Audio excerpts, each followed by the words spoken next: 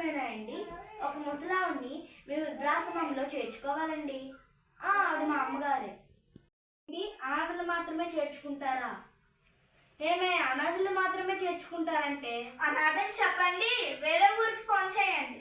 చేస్తున్నా. హలో, కడప వృద్ధాశ్రమేనండి. ఒక ముసలావిడ్ని మీ వృద్ధాశ్రమంలో చేర్చుకోవాలండి.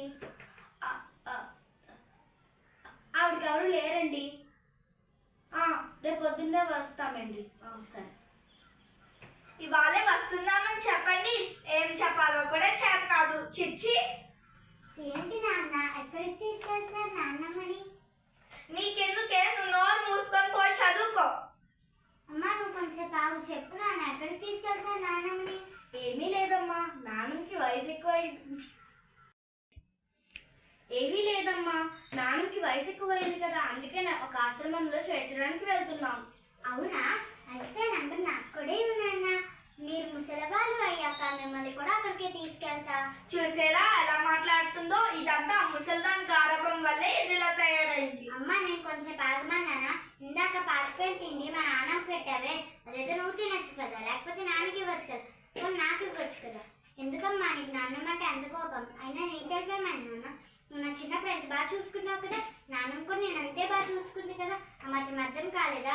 అయినా నీకంటే నా నాన్నమ్మే బాగా చూసుకుంటుంది. రోజు కథలు చెప్తుంది, పాట పాడుతుంది, నచ్చట ఆడుకుంటుంది. మీరు మాత్రం పనుందని తప్పించుకుంటారు.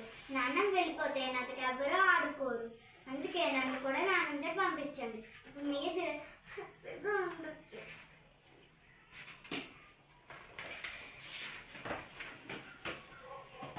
మమ్మల్ని క్షమించమ్మా, మా తప్పు తెలుసుకున్నాం. నన్ను కాదు, నాన్నమ్మ దగ్గరికి వెళ్ళి ఆమె కాళ్ళ మీద పడి క్షమించమని అడగండి. మమ్మల్ని మా తప్పు తెలుసుకున్నాం. Very good. ఇంక లేవండి, క్షమించింది. ఎందుకంటే మా ముసలి బంగారు పండుగ. Thank you.